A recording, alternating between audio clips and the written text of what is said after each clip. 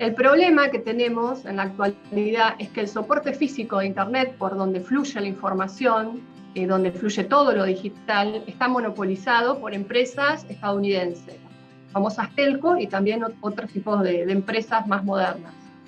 Estas empresas responden a la geopolítica de Estados Unidos. Si uno ve un mapa, justo hace poco estábamos trabajando en un mapa de los cables de fibra óptica a nivel global. Todos los mapas, todos los cables salen de Estados Unidos, ¿no? Salen de Estados Unidos, inclusive si ves América Latina parece estar abrazado por Estados Unidos, ¿no? El abrazo del oso.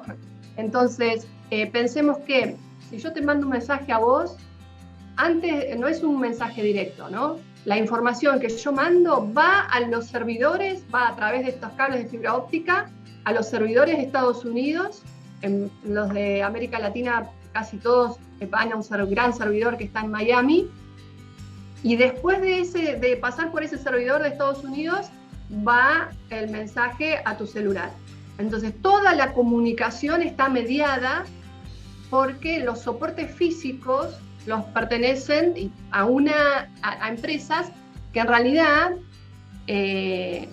tienen en su diseño no es solamente un diseño de negocios, ¿sí? De acumulación de dinero y de negocios, sino que también están atravesados de la geopolítica de Estados Unidos, es decir, de las necesidades políticas de ese país para ser dominante, para ser hegemónico a nivel mundial.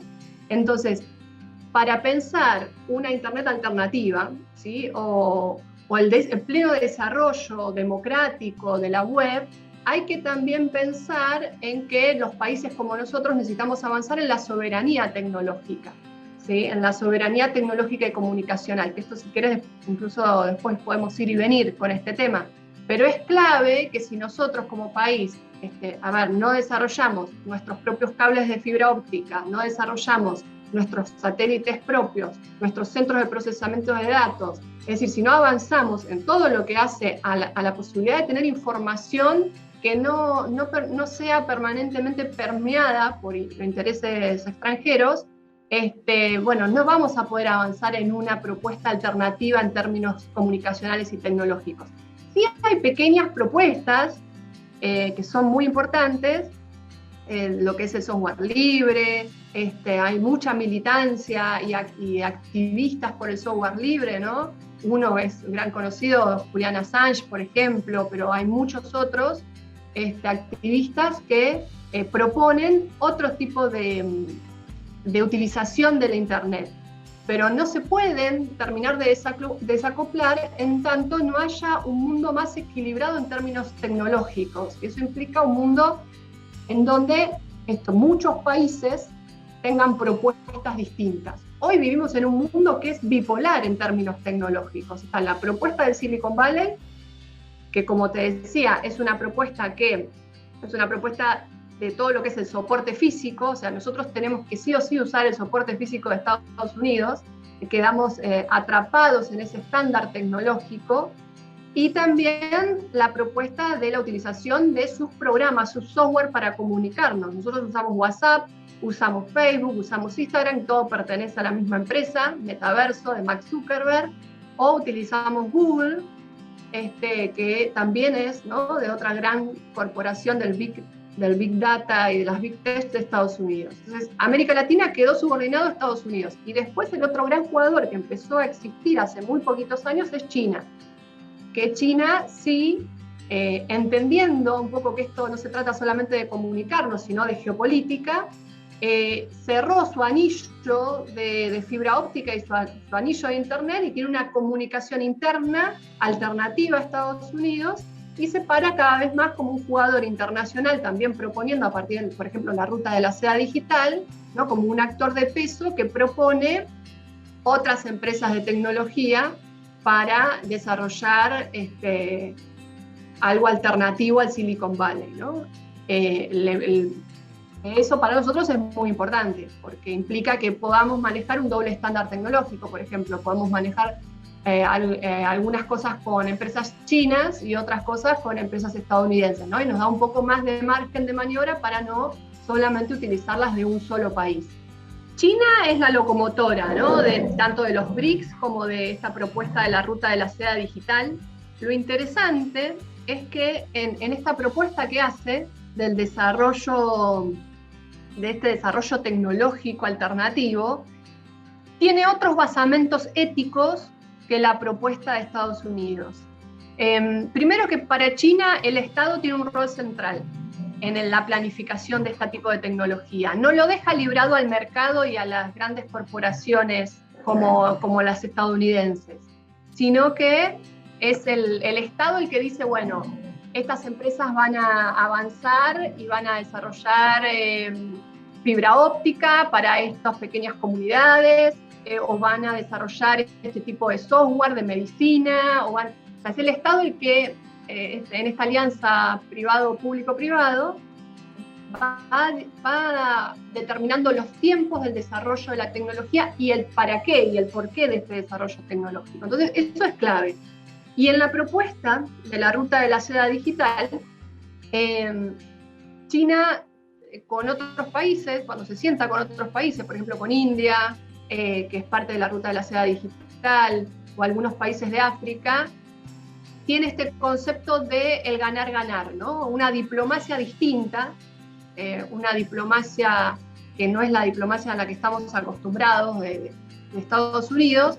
Entonces le permite a estos países que sean parte de los avances en tecnología y les transmite la tecnología. No es una tecnología que se aparece cerrada, diríamos, llave en mano, ¿no? Como se dice, sino que hay transferencia tecnológica.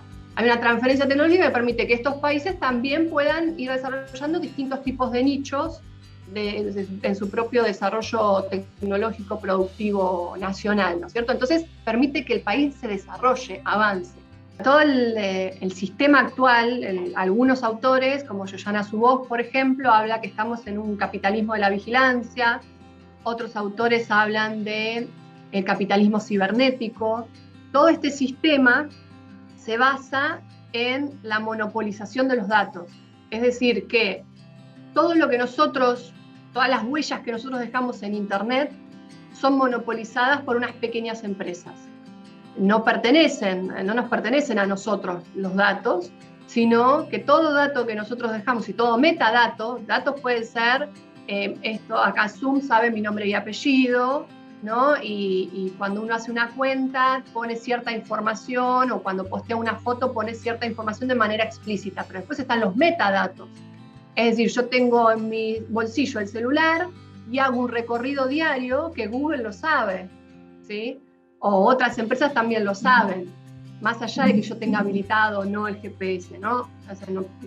Entonces, ahí a mí me gusta usar unas palabras, un concepto fuerte, que es esta apropiación por desposesión, no es mío, ¿no? Pero hay una apropiación de un grupo de lo que son nuestros datos personales. Y lo necesitan como el agua. O sea, este sistema solo funciona gracias a que nosotros cedimos nuestros datos desde hace más o menos 20 años, ¿no? Que venimos cediendo desde el 2000, que venimos cediendo todas las poblaciones occidentales toda nuestra información. Primero, que hay una vigilancia permanente y hay una construcción de tu perfil psicosocial que ya está comprobado que se usa para la manipulación.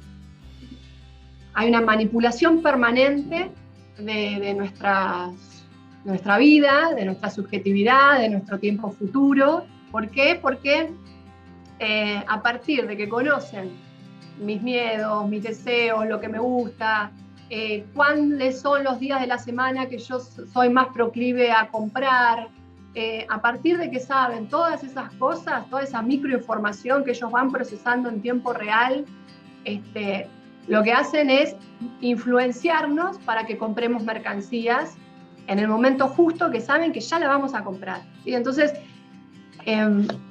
no es solamente un servicio, ¿sí?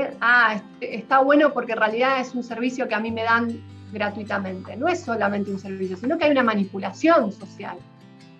En esa pizza, que yo estoy contenta porque yo pongo pizza y ya Google me completa la pizza que yo quiero, ¿no? Y el lugar que a mí me encanta, que hace la mejor pizza. Esa comodidad trae aparejada la manipulación, porque a partir también de toda esa información que extraen de mí, el día que saben que me separé, estoy un poco deprimida, ese día seguramente me van a llegar más propagandas a determinado horario y ya tienen incluso una certeza de que yo voy a comprar determinados productos. Por eso se habla de manipulación, ¿no? Porque inciden aprovechan las emociones, incluso exacerban las emociones, para hacer que uno compre, acceda incluso de una manera adictiva, ¿no? Utilizando emociones, por eso generan adicción muy fácilmente las redes sociales. Entonces, te manipulan todo el tiempo las emociones. El problema incluso no es económico solamente, sino que es político, porque así como se venden mercancías, o sea, se manipula a la población para que la manipulación compre y consuma mercancías, también se manipula a la población para que compre determinadas ideas y suscriba a tal o cual candidato político, ¿no? Esto ya se vio en las elecciones de Obama, en Estados Unidos, pero también en las elecciones de Donald Trump, en todos los procesos electorales se está viendo cada vez más cómo se utilizan los perfiles psicosociales de la población para influenciar de una manera muy poco racional a que esa población vote a determinados candidatos. Entonces, los que más atados estén a lo digital y a las redes sociales y menos politizados y menos organizados de alguna otra manera, van a ser los más fáciles de influenciar en términos políticos. Por eso decimos que este sistema del capitalismo de la vigilancia, que estoy tratando de explicar en unos pocos minutos, atenta contra la democracia, ¿no? Termina de poner en crisis al sistema político institucional y a la democracia de manera estructural, porque justamente esto influye en los procesos político-electorales. Entonces, el tema de los datos, en toda esta arquitectura que traté de graficar, es un tema estructural, nodal, central. Porque si como sociedad hubiéramos debatido ya desde los años 2000, cuando Google hace esta primera apropiación de los datos de nosotros, y hubiéramos dicho, no, de los datos no te puedes apropiar. Acá de los datos, primero, de los datos de la población, primero, no sé, habría que ver cuál es el rol del Estado, antes que de lo privado, ¿no? Porque por lo menos del Estado yo soy un ciudadano, voto, cada tantos años tengo la posibilidad yo de elegir quiénes me gobiernan y qué tipo de política van a llevar adelante. Entonces, por lo menos ahí, ¿cuál es el rol de los estados?